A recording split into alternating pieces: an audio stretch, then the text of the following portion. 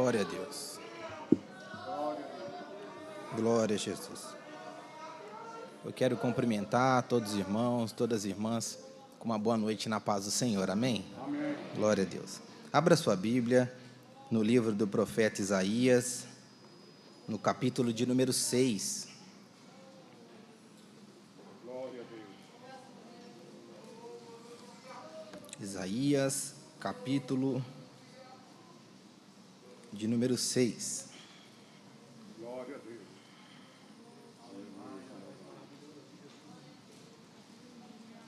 Vamos ler a partir do verso 1.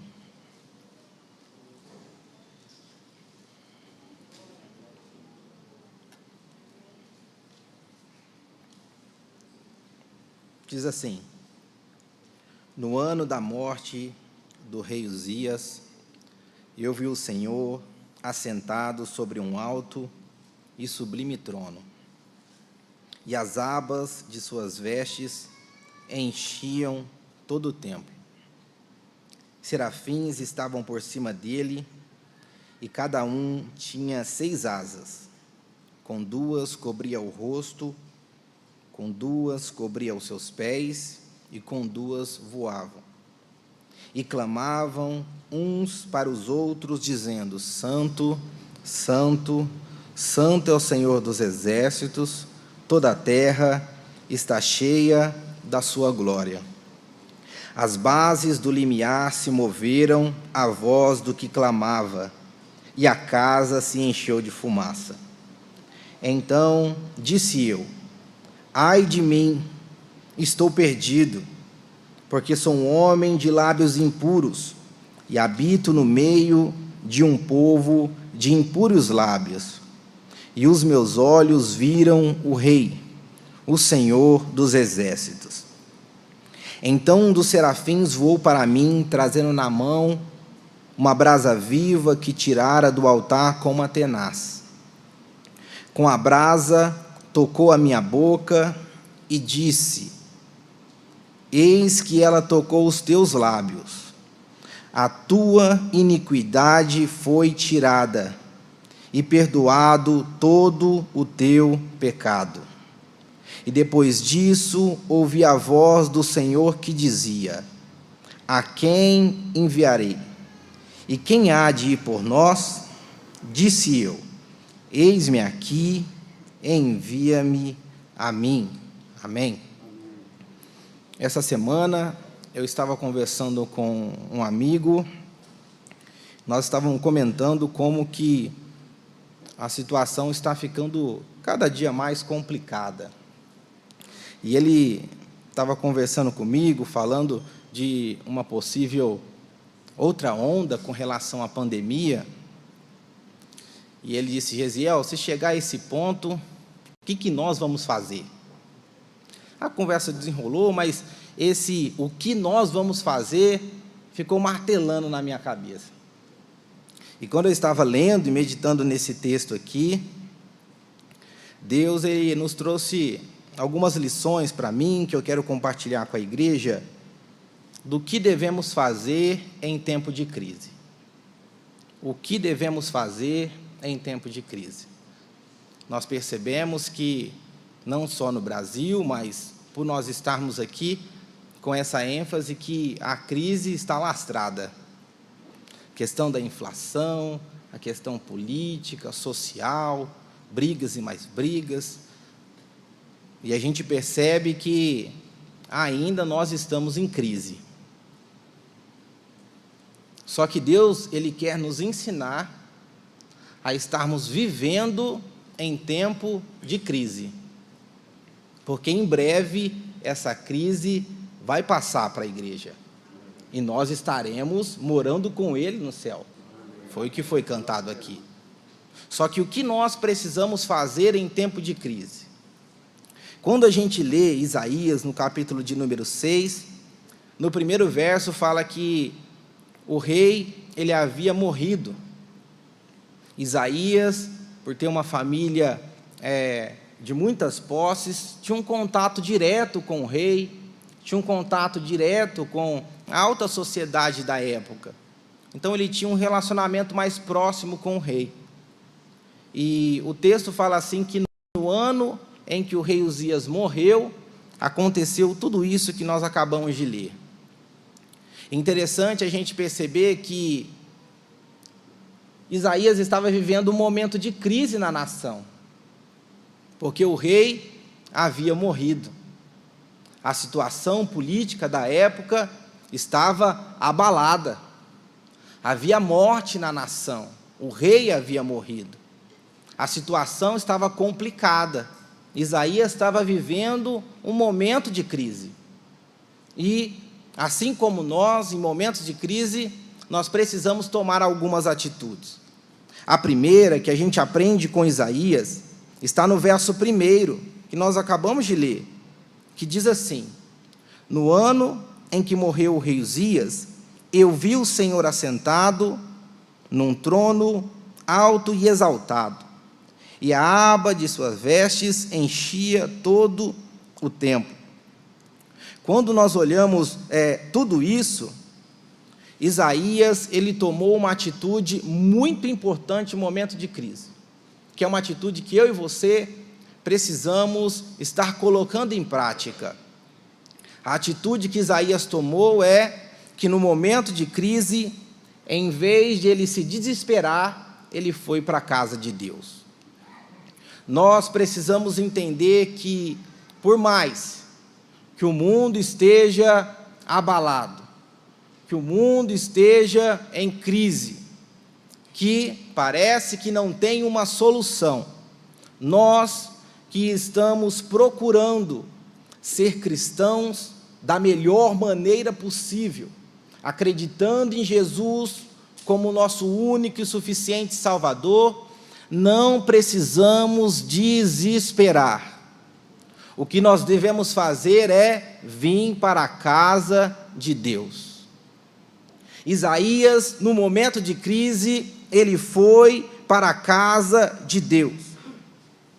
Nós começamos a presenciar que, em momentos de crise, muitos abandonaram a igreja. Muitos se tornaram revoltados com Deus nesse momento de pandemia. Muitos estão ainda relutando em voltar para a casa de Deus.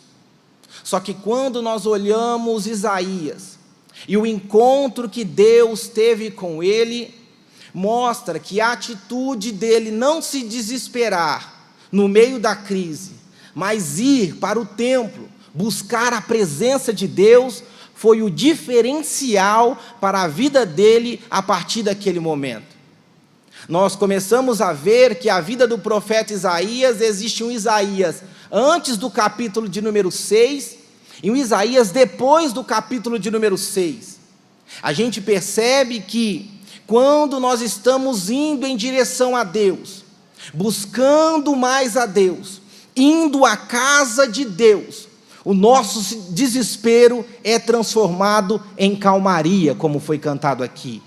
O nosso desespero começa a ir embora, e o nosso coração começa a se encher de paz, começa a se encher de alegria, começa a se encher de entusiasmo, começa a se encher de esperança, porque a gente sabe que tudo isso que está acontecendo é passageiro.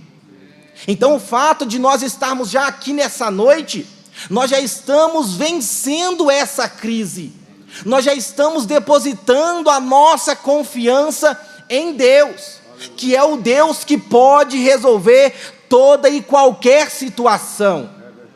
Talvez você esteja pensando: Gesiel, mas a minha crise vai além.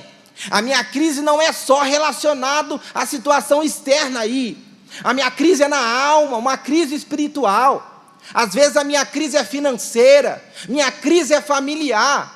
Mas entendendo todo esse contexto, a lição de Deus para nós é: não se desespere no meio da crise. Eu quero ter um encontro contigo ainda neste momento. Isaías, ele percebe isso e ele vai ao templo. Isaías se aproxima de Deus para ter um contato com Deus no meio da crise. Nós vemos o Salmo de número 73, Asaf, ele está vivendo um momento de crise, ele está vivendo um momento complicado. E ele chega ao ponto de quase escorregar, de quase parar, de quase desistir. Mas ele foi ao templo, e no templo ele encontrou uma restauração para a sua vida.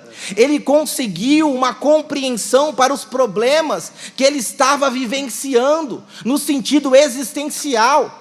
Ele percebeu que indo ao templo, ele tinha um encontro com Deus. Tendo um encontro com Deus, todo aquele vazio existencial foi preenchido pela presença de Deus, e Asaf sai transformado. Quando nós olhamos que momentos de crise, Lucas capítulo 1, verso 1 e 22, nos mostra que Zacarias, o sacerdote, ele está no templo, e quando ele está lá, ele percebe que o desejo do seu coração foi cumprido, porque diz assim no verso 21 do capítulo 1 de Lucas: enquanto isso, o povo esperava por Zacarias, estranhando a sua demora no santuário, e quando ele saiu, não conseguia falar nada.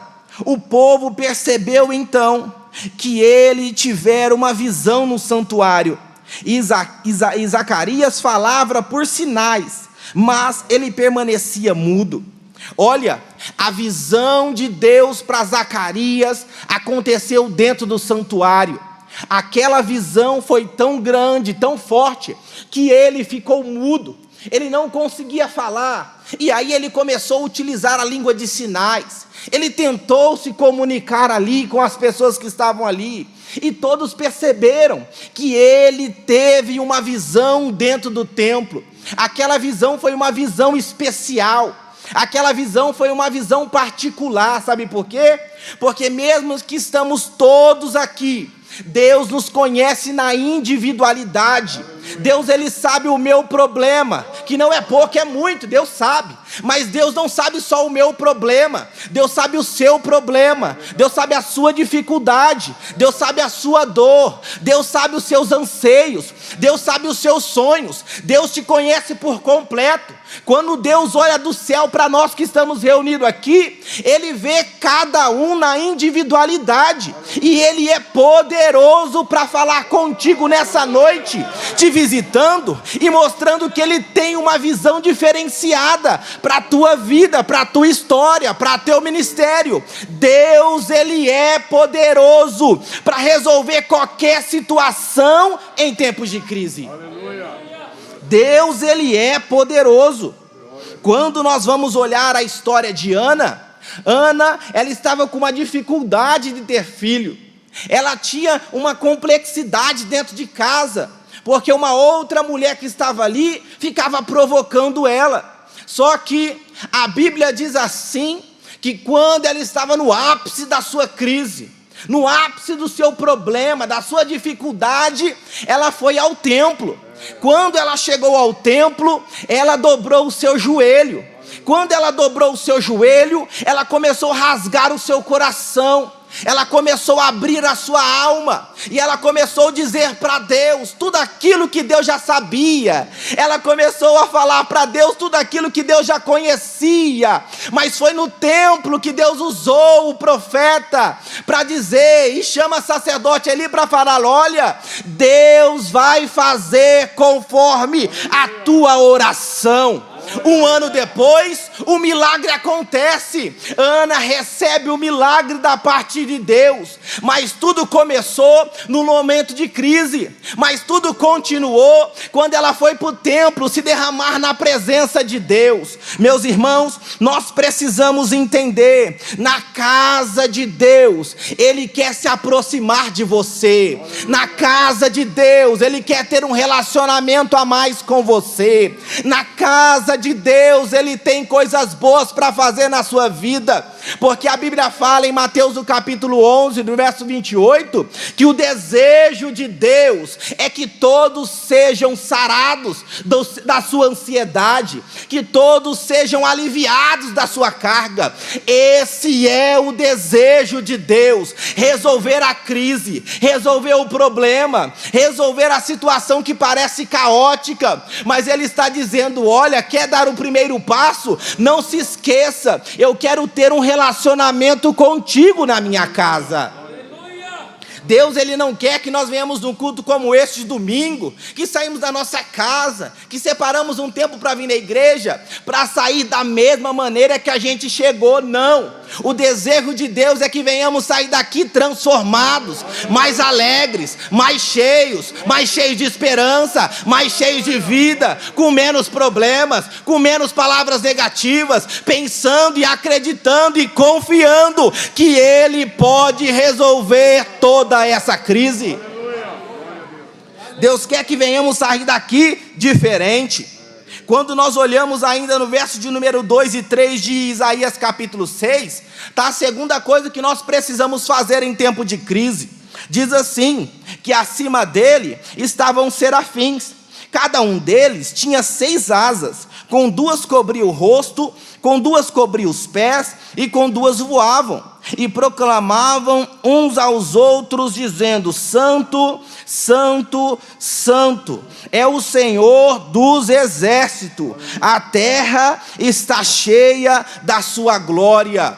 Aqui Isaías, para ele perceber aquela visão, ele teve que olhar para cima, e é isso que nós precisamos fazer em tempo de crise, olhar para cima. Em tempo de crise é muito fácil a gente ficar olhando para a política, a gente ficar olhando as redes sociais e as pessoas se digladiando, é muito fácil a gente ficar procurando uma solução aqui na terra, é muito fácil a gente querer a ajuda do nosso amigo, a ajuda do político, do Costa Quente, daquele que faz um jeitinho para resolver. Só que quando nós olhamos Isaías, ali a solução tinha acabado para ele, o rei, o contato, a Costa Quente ali para Isaías não estava mais lá. Agora Isaías entra no templo e ele fala: não tem como eu resolver isso, eu tenho que olhar para quem resolve, eu tenho que olhar para quem faz, eu tenho que olhar para quem pode. Oh glória! Aí Isaías olha para cima e ele vê aquela glória, ele percebe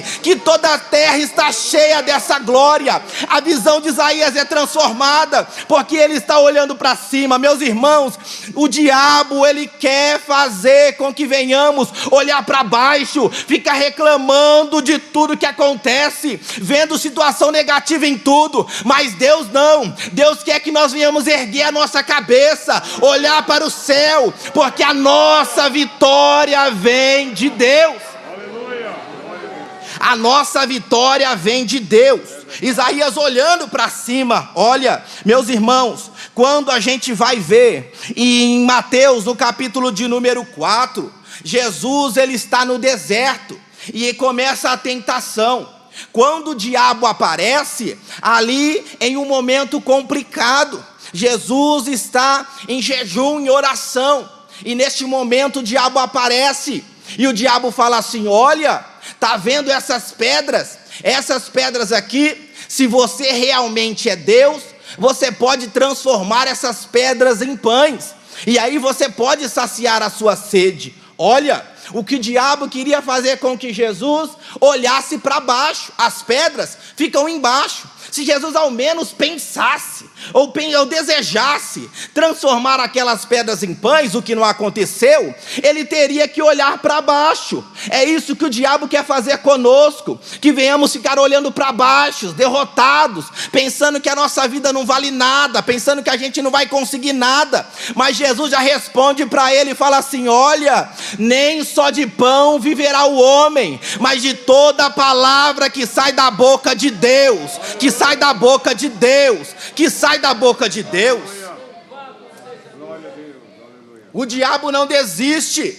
Jesus em cima do pináculo do templo, e ele fala: atira-te abaixo, porque se você vai dar ordem aos anjos, e eles vão te segurar, eles vão te salvar. Se Jesus ao menos tivesse pensado em ver aonde que ele iria cair, ele teria que olhar para baixo. É isso que o diabo quer fazer com você, falando que você não vale nada, falando que não vai dar certo, falando que você pode sonhar e não vai acontecer nada. Mas Jesus, ele responde Satanás dizendo: olha, não tentarás o Senhor teu Deus. Jesus está dizendo para nós: olha, o diabo vai tentar fazer com que você olhe para baixo, baixo, mas a nossa solução, o nosso respaldo vem de Deus, e Ele está em cima. Erga a tua cabeça, Deus tem coisas grandes no meio dessa crise para nós. Mas o diabo não desiste. A Bíblia fala assim, que ele leva Jesus num alto monte, e ele fala: olha todos esses reinos que estão aí, olha todos esses reinos, eu vou te dar, se você se prostrar, e se você me adorar. O diabo continua tentando, o diabo ele não desiste, não é na primeira tentativa, ele continua dizendo: olha para baixo, desista, para, esquece tudo esse negócio de ser crente, esquece tudo esse negócio no meio dessa crise, só vai piorar, esquece, para com isso, olha para baixo e desiste. Só que a Bíblia fala assim, que Jesus disse assim: olha, somente ao Senhor teu Deus adorarás, e somente a Ele prestará culto. Se você acha, Satanás, que eu vou me dobrar aqui, eu vou abaixar minha cabeça para você, você está muito enganado, porque a minha adoração, o meu louvor, tudo o meu culto é para Ele, e Ele está em cima, Ele está na glória. E Deus está dizendo para nós aqui nessa noite que adoração, você não precisa sentir para adorar, você não precisa sentir um arrepio para adorar, não. Jesus mostra em Mateus capítulo 4, verso 10, que a adoração é mandamento. Está em crise, você adora. Está triste, você adora. Está alegre, você adora. Saiu da crise, você adora. Porque a gente sabe que mesmo estando em crise ou fora de crise, nós temos um Salvador, nós temos um Senhor. Então, meu irmão, aproveite esse momento, dá um glória mais gostoso aí para Deus, porque nesse momento aí, que a situação para o mundo está caótica, difícil, Deus está nos abençoando, nos abraçando aqui, dizendo: continua, no meio dessa crise eu vou te abençoar. Glória a Deus, glória a Jesus. O salmista no Salmo 121, ele fala: elevo os meus olhos para o monte, de onde me virá o socorro? O meu socorro não vem do monte, o meu socorro vem do Senhor, que fez os céus e a terra. Olha, o salmista sabia que o socorro no momento de crise vinha de Deus. No Salmo 121, era um salmo de passagem. Eles estavam caminhando em direção às festas que aconteciam em Jerusalém, e todo mundo ia de uma caravana, todo mundo se ajuntava, chamava os vizinhos, e eles iam para as festas. E eles tinham que passar por caminhos difíceis, onde tinha muitas montanhas, e dentro dessas montanhas, em algumas cavernas, ficavam salteadores, porque eles sabiam que na direção para a festa em Jerusalém, iriam passar pessoas ali, pessoas com as suas ofertas, pessoas com as suas bagagens, e eles iriam assaltar. E neste momento, quando eles passavam entre essas montanhas, entre esses montes, foi que eles cantavam esse salmo de número 121, dizendo: eu elevo meus olhos para os montes, eu só vejo salteador, eu só vejo perigo, eu só vejo crise, mas eu sei que o meu socorro vem do Senhor, que fez os céus e a terra. É Deus dizendo: continue olhando para cima, essa crise vai passar. Oh glória, essa crise vai passar. Aqui, meus irmãos, a gente encontra a terceira e última coisa que nós precisamos fazer em tempo de crise. A primeira é não se desesperar e ir no templo. A segunda é continuar olhando para cima. A terceira está do verso 5 a 8 que a gente leu, que diz assim: então eu gritei: ai de mim, eu estou perdido, pois sou um homem de lábios impuros, e vivo no meio de um povo de impuros lábios. Os meus olhos viram o Rei, o Senhor dos Exércitos. E logo um dos serafins voou até mim, trazendo uma brasa viva que havia tirado do altar com uma tenaz. Verso 7.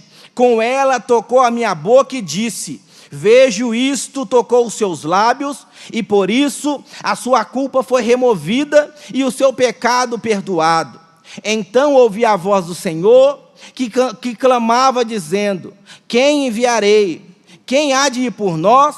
E eu respondi: eis-me aqui, envia-me a mim.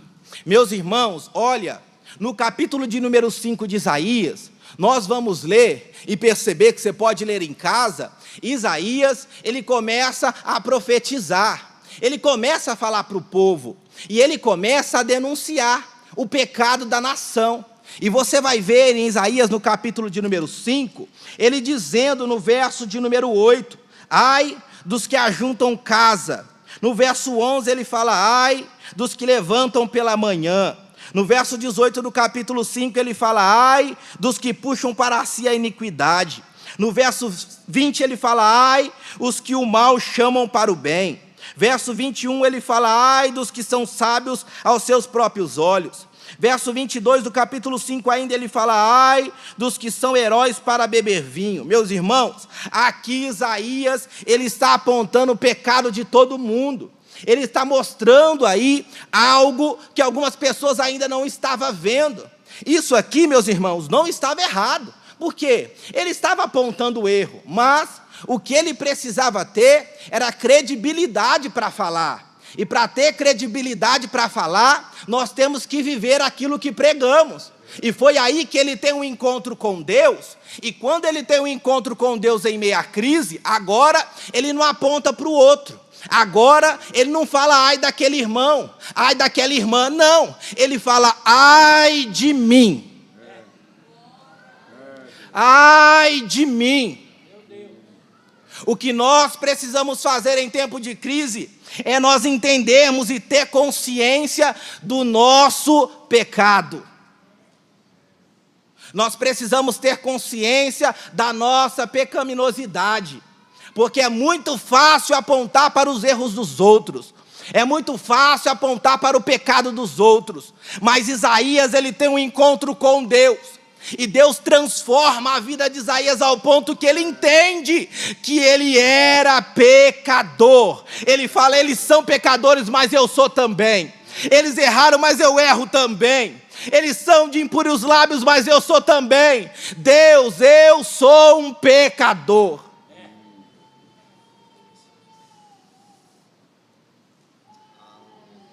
E quando isso acontece, a Bíblia fala assim que aparece um anjo. E no verso que a gente leu, fala que esse serafim voa até Isaías com uma brasa viva. Toca no lábio dele. E quando toca, diz assim, Isaías, eis que ela tocou os teus lábios. A tua iniquidade foi tirada e perdoado o teu pecado. Além dessa crise que nós estamos vivendo, o pior vírus que pode nos matar é o vírus do pecado, que pode tirar a nossa vida eterna. Mas, quando nós reconhecemos que somos pecadores, ainda tem uma solução.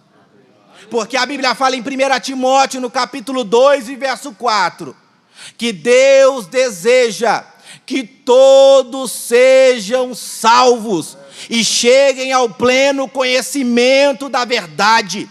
Nós só vamos chegar ao pleno conhecimento da verdade reconhecendo que somos pecadores, reconhecemos que não valemos nada, reconhecemos que nós merecíamos o inferno, reconhecendo que nós somos os mais pecadores, porque a Bíblia fala em Romanos que todos pecaram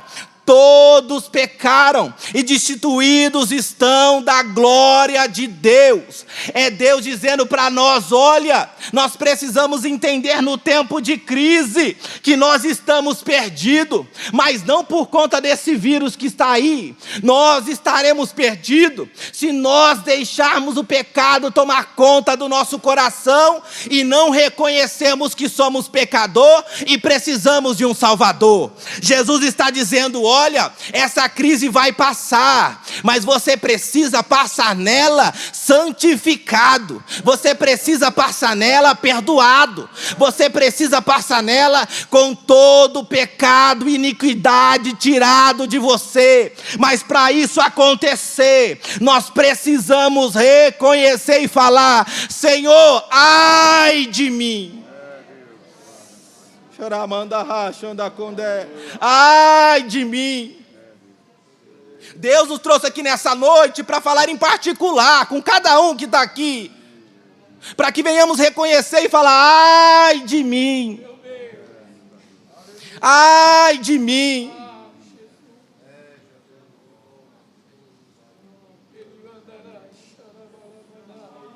Em Jó, no capítulo 42, diz assim, Jó dizendo: agora os meus olhos te veem, e me abomino no pó e na cinza. Jó ainda não tinha tido essa consciência de que ele era o mais vil pecador. Mas Deus se apresenta para Jó. Deus, ele mostra toda a sua grandeza para Jó. E Jó percebe diante de Deus que diante da presença do Todo-Poderoso ele não era nada. O que nós precisamos entender, meus irmãos, é que diante da presença do Senhor, nós não somos nada. Se não fosse a misericórdia de Deus, se não fosse a graça de Deus, nem era para nós estarmos aqui. Mas nós louvamos a Deus por conta da sua misericórdia, por conta da sua graça, por conta do seu amor, porque derramou na cruz do Calvário o seu sangue, para perdoar eu e você de todo o pecado. Aleluia. Glória a Deus. Em Lucas, no capítulo de número 5, no verso de número 8, o apóstolo Pedro, ele percebe que Jesus está ali na sua frente, e ele é o Todo-Poderoso. E olha o que ele diz: e vendo Simão Pedro que Jesus era Todo-Poderoso, e vendo Simão Pedro a divindade de Jesus, e vendo Simão Pedro que não tinha ninguém na face da terra igual a Jesus, ele se prostra aos pés de Jesus dizendo: Senhor, ausenta-te de mim, porque eu sou um homem pecador. O que nós precisamos entender, meus irmãos, é que precisamos manifestar essa consciência do pecado. Nós precisamos entender e reconhecer que necessitamos do perdão de Deus. Olhe para cá, nós necessitamos do perdão de Deus, nós carecemos do perdão de Deus. E Isaías reconhece isso e ele grita: ai de mim.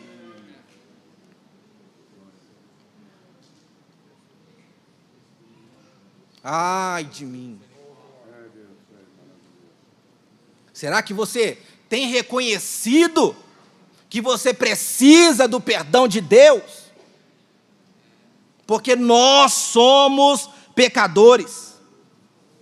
Nós somos pecadores. O maior santo é aquele que mais tem consciência que é pecador. O mais santo de todos não é aquele que fica arrotando santidade por aí. Não. Não é aqueles que acham que santidade é cara feia. Não.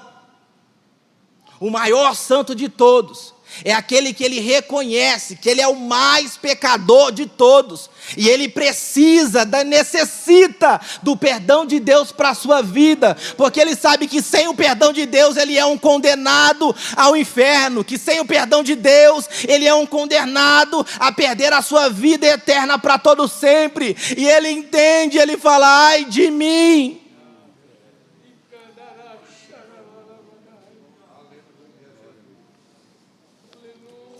Até aquele momento Isaías só tinha apontado o pecado dos outros, só tinha olhado a vida dos outros, só tinha olhado o problema dos outros. Só que depois que ele tem um encontro com Deus no meio daquela crise, ele entende que ele precisa de Deus mais do que todo mundo. E Deus nos trouxe aqui nessa noite para isso, para mostrar que, mesmo passando a crise, nós precisamos ir para o templo sem se desesperar.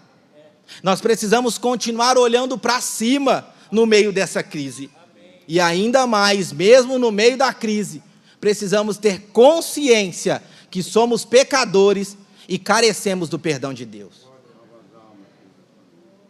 E nesse momento eu quero fazer uma oração com a igreja, mas antes eu quero saber se em nosso meio existe alguém que ainda não é cristão, ainda não confessou Jesus como seu Salvador, e deseja nessa noite reconhecer que necessita do perdão de Deus.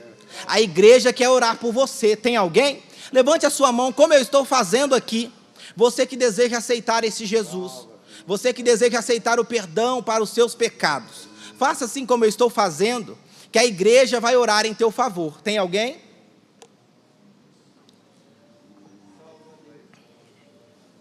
Tem alguém? A igreja vai orar. Se não tem, ou se tem e não se decidiu, que Deus possa lhe conceder uma outra oportunidade. Mas eu quero finalizar fazendo uma oração rápida com a igreja. Uma oração rápida com a igreja.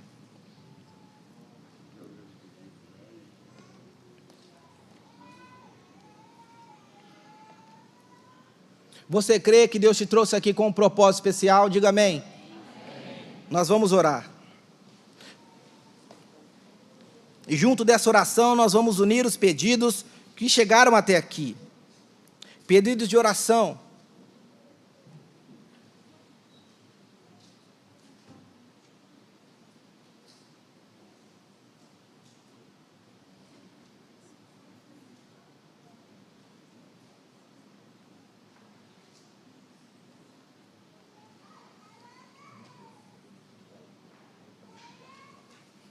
Olha só, tem alguns pedidos de oração aqui, meus irmãos. O primeiro é oração por Margarida, que ela pede por Jesus, porque ela está internada.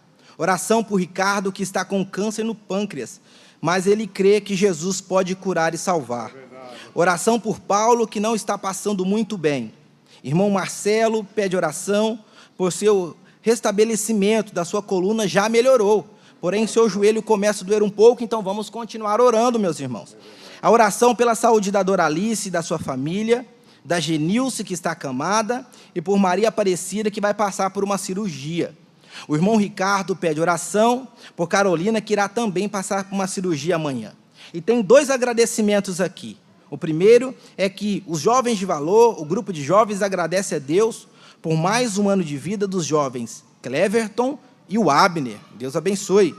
Os adolescentes Dóquimos parabeniza a adolescente Ana pela passagem do seu aniversário na data de hoje. Que bênção, graças a Deus. Meus irmãos, aqui temos pedidos diversos de oração. E eu quero unir a minha oração com a sua oração neste momento.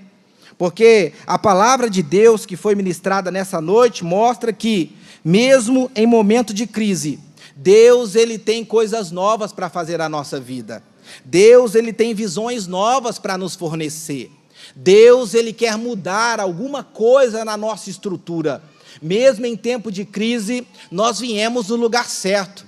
Nós estamos no lugar certo. E é por isso que nós vamos orar. Você aí pode fechar os seus olhos, colocar a mão no seu coração, se você puder, por gentileza, pensando na crise que você está vivendo, pensando no problema que talvez você não encontre solução.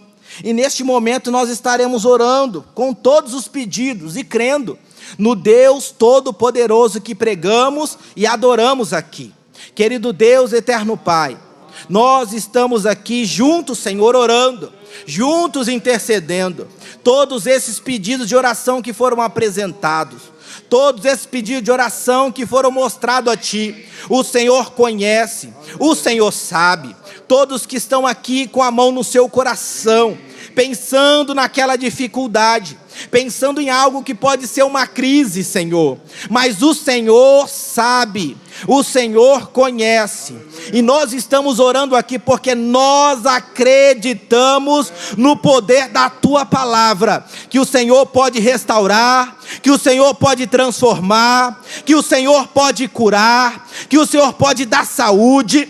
que o Senhor pode tirar todo o trauma, que o Senhor pode tirar toda a tristeza, que o Senhor pode tirar toda a desesperança, e o Senhor pode transformar toda essa crise em alegria, em paz, em esperança, em regozijo, em alegria de salvação. Pai, perdoa os nossos pecados. Nós todos somos pecadores e carecemos da tua glória, carecemos do teu perdão. Que venhamos sair daqui deste culto renovados e regozijantes, porque nós sabemos que o teu perdão foi liberado para cada um que está aqui nessa congregação nessa noite. Fica conosco, Senhor, porque nós precisamos de ti. É isso que nós pedimos e te agradecemos, já crendo que o Senhor estará conosco mesmo no meio dessa crise, em nome de Jesus.